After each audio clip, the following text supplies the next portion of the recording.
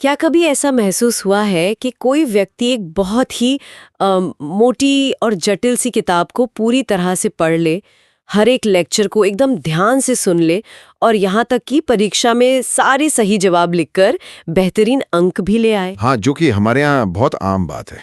बिल्कुल।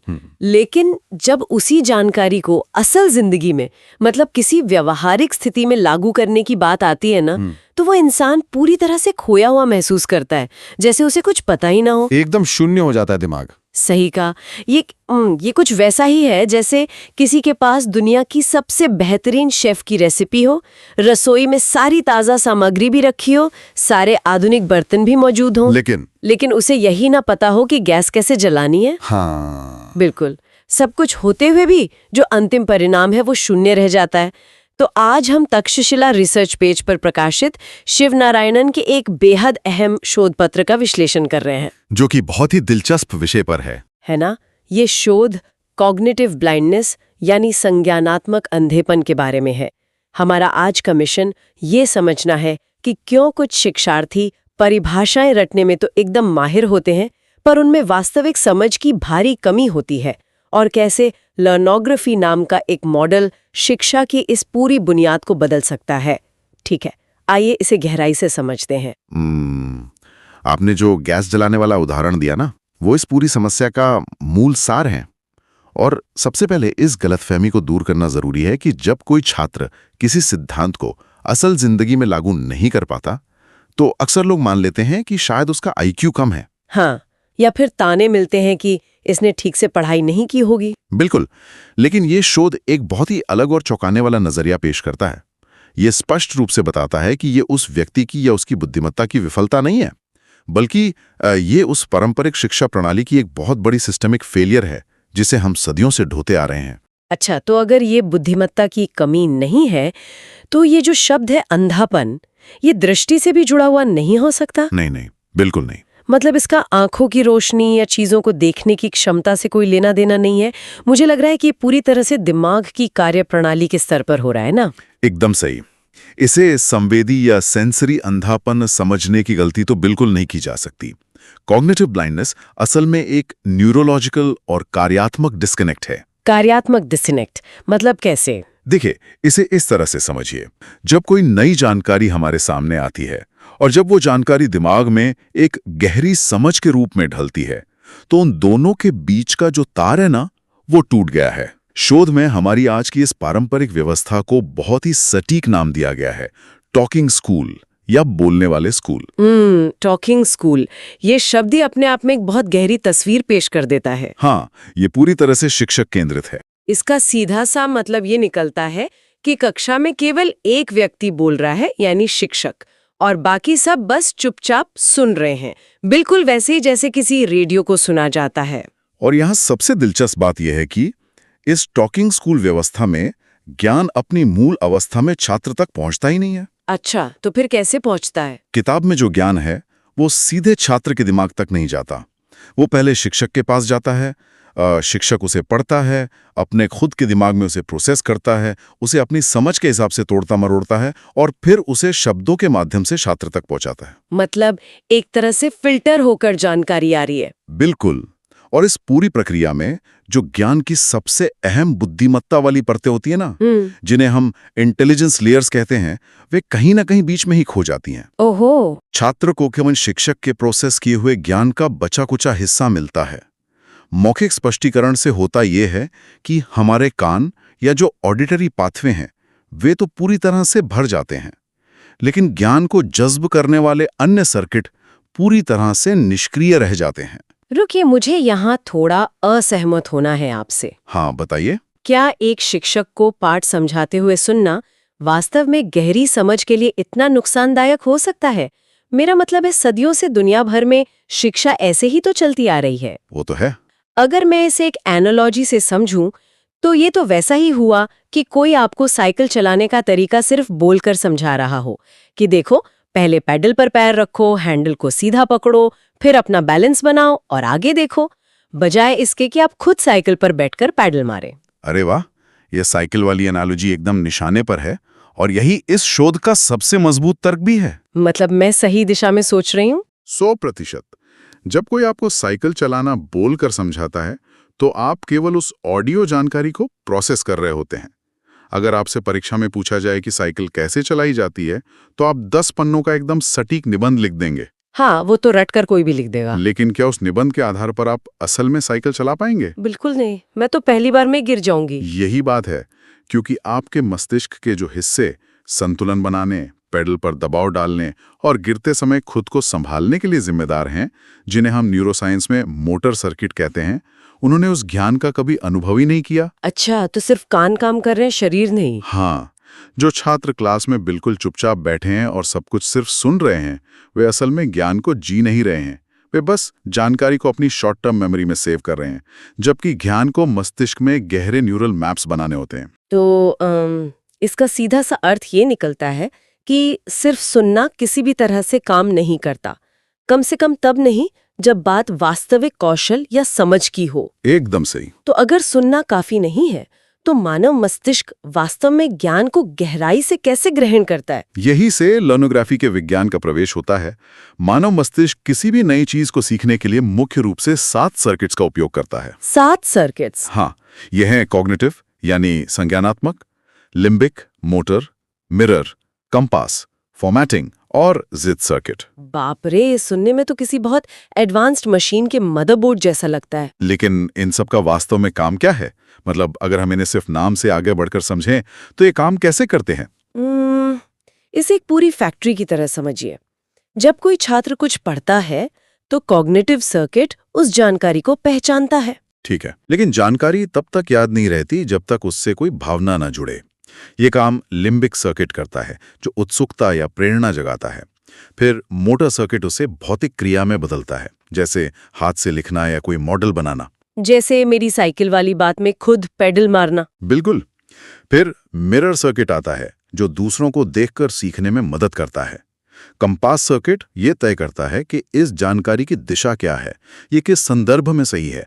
और formatting circuit इस बिखरी हुई जानकारी को एक स्पष्ट संरचना या खांचे में ढालता है। और कॉग्निटिव ब्लाइंडनेस वालों के साथ क्या होता है? कॉग्निटिव ब्लाइंडनेस का शिकार होने वाले छात्रों में सबसे बड़ी समस्या ये होती है कि उनके कॉग्निटिव, फॉर्मेटिंग और मोटर सर्किट लगभग पूरी तरह से सोए रहते हैं।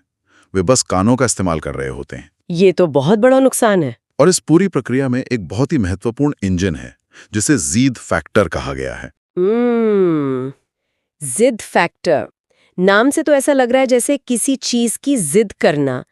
क्या ये हमारे फोकस या किसी चीज के पीछे पड़ जाने की क्षमता से जुड़ा है, या न्यूरोलॉजिकल दुनिया में इसका मतलब कुछ और ही है? नहीं, आपका अनुमान बहुत हद तक सही है। न्यूरोलॉजिकल स्तर पर जिद फैक्टर हमारे दिमाग का वो हिस्सा है जो प्रतिस्पर्धात्मक व्यवहार, तीखे फोकस और ध्यान को नियंत्रित करता है। अच्छा। आप किस चीज पर पूरा ध्यान केंद्रित करेंगे और किस चीज को बैकग्राउंड नॉइज मानकर इग्नोर कर देंगे, ये जिद फैक्टर ही तय करता है। और शोध के अनुसार इस फैक्टर को सबसे ज्यादा ट्रिगर करने वाली चीज है गलतियां। गलतियों का विज्ञान?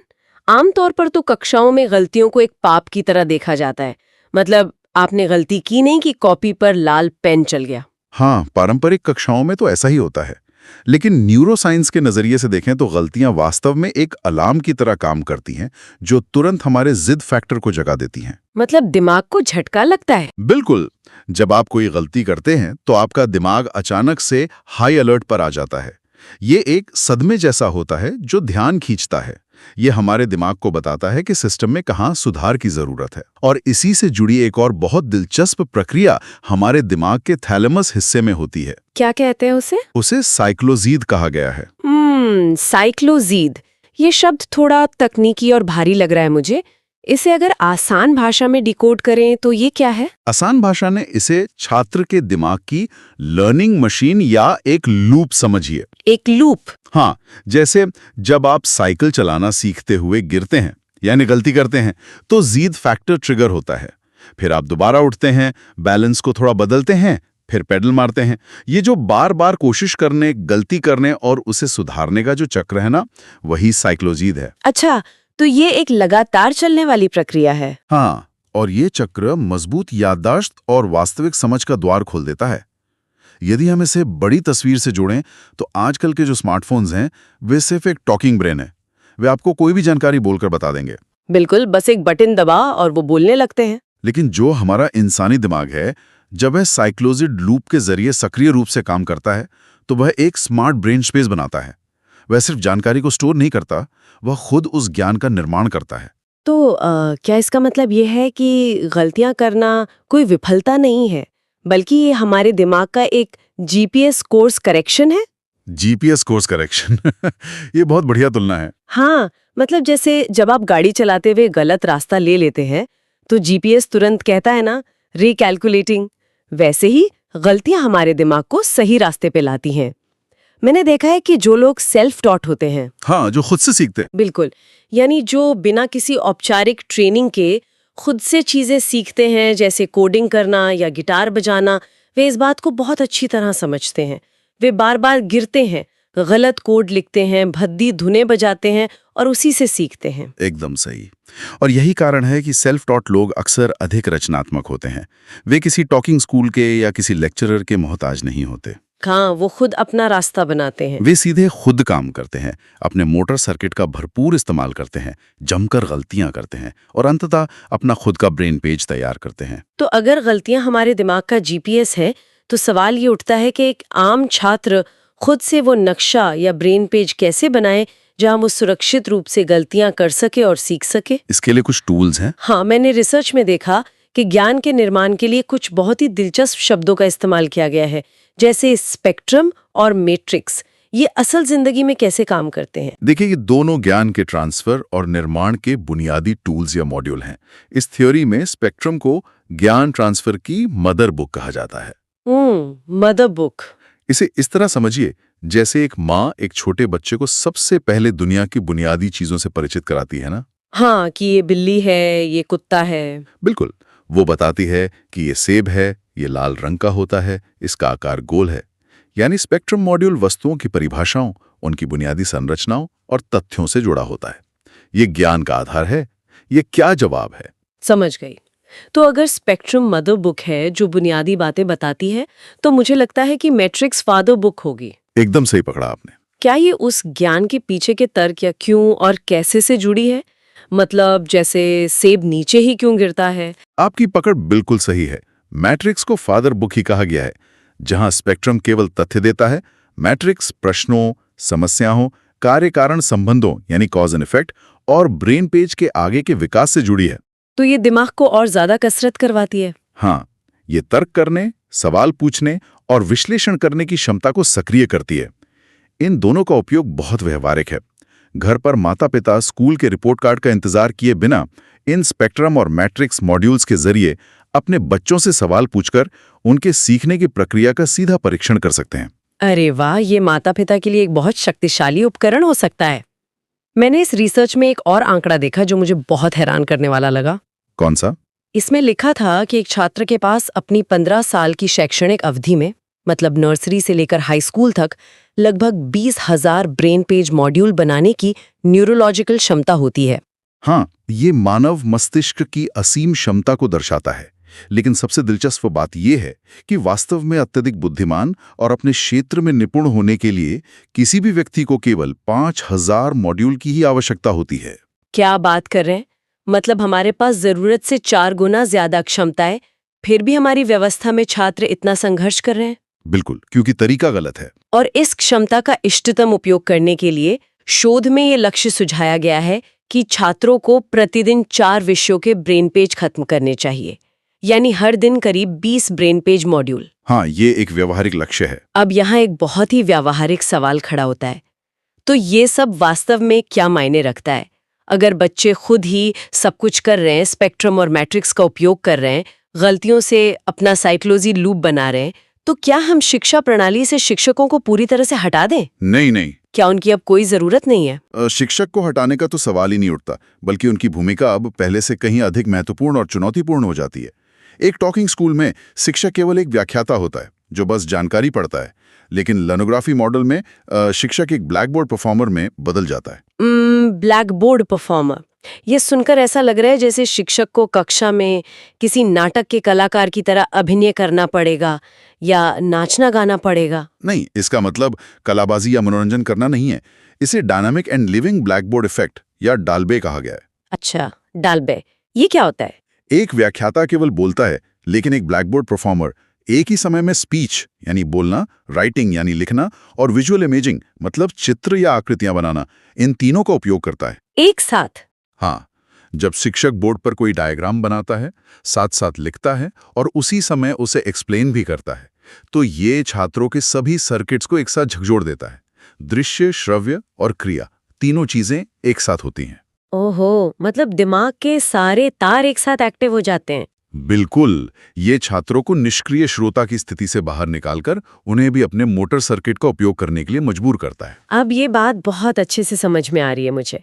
ये केवल बोलने के बजाय ज्ञान का एक 3D निर्माण है। खैर, हमने सिद्धांतों, न्यूरोसाइंस और मॉड्यूल्स को तो समझ लिया, लेकिन अब जरा जमीनी हकीकत पर आते हैं। हाँ, जो सबसे जरूरी है। इस पूरे विज्ञान को आज के पारंपरिक स्कूलों और कक्षाओं में कैसे लागू किया जाए? क्योंकि हमारे स्कूलों का जो ढांचा है, वहाँ तो 40 मिनट का एक पीरियड होता है, घंटी बजती है, होमवर्क मिलता है और बच्चा घर चला जाता है। इसी ढांचे को तोड़ने के लिए ये शोध पारंपरिक होमवर्क को पूरी तरह से खत्म करने की वकालत करता है। क्या पारंपरिक होमवर्क खत्म? अगर आप ये बात किसी स्कूल में जाकर कहें, तो बच्चे तो खुशी से नाचने लगेंगे, लेकिन माता-पिता और प्रबंधन शायद घबरा जाएं। मैं समझ सकता हूँ, लेकिन होमवर्क खत्म करने का मतलब पढ़ाई को रोकना नहीं है, बल्कि उस समय का सही इस्तेमाल करना है। पारंपरिक रूप से होमवर्क में वही चीजें कॉपी करने को दी जाती हैं जो क्लास में हुई हैं। हाँ, बस रट कर लिख लो। इसकी जगह ये model daily brain page rehearsal और साइकोलॉजी रिहर्सल लागू करने की बात करता है। इसे अगर हम आम भाषा में डिकोड करें, तो इसका क्या मतलब होगा? इसका सीधा सा मतलब है कि घर पर जाकर छात्र किसी नई किताब से रटने के बजाय उसी ज्ञान को मोटर एक्शन के जरिए, मतलब लिखकर, डायग्राम बनाकर या किसी समस्या को हल करके अपने दिमाग में पक्का करेंगे। ये ज्ञान को बार बार लूप में घुमाने की प्रक्रिया है। तो ये एक तरह का एक्टिव रिवीजन हुआ। और स्कूल के अंदर क्या बदलाव होंगे? स्कूल के अंदर मिनिएचर स्कूल का कॉन्सेप्ट लाया जाना चाहिए। मिनिएचर स्कूल यानी बड़े स्कूल के अंदर छोटे-छोटे स्कूल। एकदम सही पकड़ा। कक्षाओं के भीतर छात्रों के छोटे छोटे समूह बना दिए जाते हैं और यहाँ रेसिप्रोकल लर्नोग्राफी का उपयोग होता है। वो क्या है? इसका मतलब है कि छात्र सिर्फ शिक्षक से ज्ञान ग्रहण नहीं करते, बल्कि वे समूहों में एक दूसरे के मेंटोर बन जाते हैं। वे एक दूसरे को पढ़ाते हैं और मूल्यांकन का जो पुराना तरीका था ना, जहां साल के अंत में 3 घंटे का एक एग्जाम होता था जिसमें रटी हुई बातें लिखनी होती थी, हाँ, जिससे हम सब गुजरे हैं। उसे हटाकर मूल्यांकन इस बात पर होता है कि छात्र किसी टास्क को कैसे पूरा करते हैं, उनके ब्रेन पेज का विकास कैसा है और उनका एंगेजमेंट मैट्रिक्स क्या है। लेकिन यहाँ मुझे एक बहुत बड़ी व्यावहारिक समस्या नजर आती है। वो क्या? 30 या 40 बच्चों की क्लास की कल्पना करें। अगर आप वहाँ छोटे-छोटे समूह बना दें और बच्चों से कहें कि अब तुम एक दूसरे को पढ़ाओ, तो क्या इससे कक्षा में पूरी तरह से अराजकता या केओस पैदा नहीं हो जाएगा? पारंपरिक शिक्षकों के लिए तो ये विचार ही बहुत डरावना हो सकता है। ये एक महत्वपूर्ण सवाल उठाता है और किसी भी पारंपरिक शिक्षक के लिए ये शुरुआत में एक बुरे सपने जैसा लग सकता है। बिल्कुल लगेगा। जब आप 40 बच्चों को बात करने की छूट देते हैं तो अराजकता होने की पूरी संभावना होती है, लेकिन यहीं पर टास्क बेस्ड लर्निंग और मोटा साइंस का महत्व समझ आता है। अगर आप उन्हें बिना किसी दिशा के छोड़ देंगे तो शोर मचेगा। तो फिर इसे कंट्रोल कैसे करते हैं? जब हर छोटे समूह के पास एक विशिष्ट टास्क होता है, जैसे किसी मशीन का मॉडल बनाना या किसी गणितीय समस्या के पीछे का मैट्रिक्स खोजना, तो उनकी ऊर्जा पूरी तरह से उस काम पर केंद्रित हो जाती है। अच्छा, मतलब ये सिर्फ गपशप नहीं है, ये एक लक्ष्य निर्देशित गतिविधि है। बिल्कुल। जब छात्र अपने खुद के छोटे शिक्षक बन जाते हैं तो वे सक्रिय रूप से एक दूसरे की गलतियां सुधारते हैं। शुरुआत में ये पारंपरिक पिन ड्रॉप साइलेंस वाली क्लास से बहुत अलग लग सकता है। हाँ, जहाँ सुई गिरने की भी आवाज आ जाए। हाँ, ये एक शांत लाइब्रेरी की तरह नहीं, बल्कि एक व्यस्त वर्कशॉप या कारखाने की तरह लगता है। वहां शोर होगा, लेकिन वो शोर काम करने का होगा, हथौड़े चलने का होगा, विचारों के टकराने का होगा। ये अराजकता नहीं है, ये एक स्वनिर्देशित ज्ञान का निर्माण है। वाह, ये एक बहुत ही शानदार नजरिया है। ये शांत पड़े रहने वाले दिमागों से भरे कमरे की तुलना में एक शोरगुल वाले लेकिन सक्रिय कारखाने को प्राथमिकता देता है।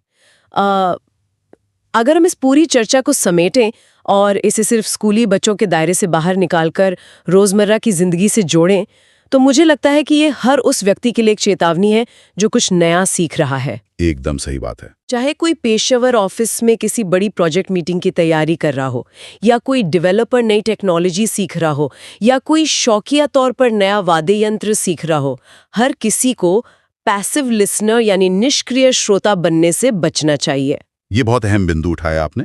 कॉग्निटिव ब्लाइंडनेस सिर्फ बच्चों की बीमारी नहीं है, ये हम वयस्कों में भी उतनी ही गहराई से फैली हुई है। हाँ, हम भी तो यही करते हैं। जब हम इंटरनेट पर कोई ट्यूटोरियल वीडियो देखकर सोचते हैं कि हमें सब आ गया, लेकिन वास्तव में खुद कुछ नहीं करते, तो हम भी इसी अंधेपन का शिकार हो रहे होते हैं। बिल्कुल। जानकारी को गहराई से समझने के लिए खुद के ब्रेन पेज बनाना, खुद से उस काम में हाथ गंदे करना, गलतियों के जीपीएस का इस्तेमाल करना और सीधे स्रोत से जुड़ना अनिवार्य है।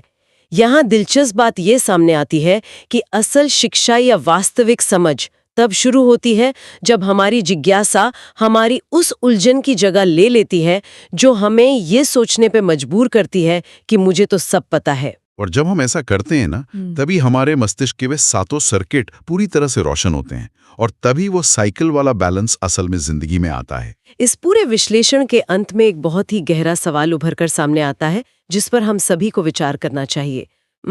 हमने देखा कि कैसे हमारी वर्तमान शिक्षा प्रणाली टॉकिंग स्कूलों पर आधारित है, जहां निष्क्रिय और चुपचाप सुनने वाले श्रोता तैयार होते हैं। इतिहास पर नजर डालें तो ये पारंपरिक शिक्षा प्रणाली औद्योगिक युग के दौरान बनाई गई थी, इंडस्ट्रियल एज में। हाँ, उस समय कारखानों और फैक्ट्रियों के लिए ऐसे कार्यकर्ताओं की सख्त जरूरत थी जो बिना कोई सवाल किए चुपचाप निर्देश माने, लाइन में खड़े रहें और मशीनों की तरह काम करें, जो व्यवस्था पर सवाल न उठाएं, बस आज्ञा का पालन करें। बिल्कुल। तो यही सोचने वाली बात है, क्या ये संभव है कि ये कॉग्निटिव ब्लाइंडनेस या संज्ञानात्मक अंधापन, जिसके बारे में आज हमने इतनी लंबी चर्चा की, इस पुरानी शिक्षा प्रणाली की कोई तकनीकी खामी या बग ना हो, बल्कि ये उसकी एक सोची समझी विशेषता हो, मतलब एक फीचर हो। हाँ, शायद इस व्यवस्था को डिजाइन ही इसलिए किया गया था ताकि लोग गहराई से न सोचें, बस बताई गई बातों को रट लें। और अगर ऐसा है तो क्या ये लर्नोग्राफी इस कृत्रिम बुद्धिमत्ता यानी एआई के युग में मानव मस्तिष्क की असली जागृति का रास्ता नहीं है? ये तो बहुत ही क्रांतिकारी विचार है। क्योंकि अब दुनिया को आज्ञाकारी रोबोट नहीं चाहिए, वे तो पहले से ही सिलिकॉन और एआई के रूप में मौजूद हैं। अब दुनिया को वे लोग चाहिए जो ज्ञान के साथ वास्तव में गैस जलाना जानते हों, जो खुद प्रयोग करना और अपनी सामग्री को आग पर पकाना जानते हों। इस विचार पर जरूर सोचिएगा। मैं तो कहूंगा कि ये वास्तव में एक बहुत ही विचारोत्तेजक और गहरा दृष्टिकोण है। तो आज के इस डीप डाइव में बस इतना ही। अगली बार एक नए विषय की गहराई में उतरने और कुछ नया सीखने के लिए फिर मिलेंगे। नमस्कार।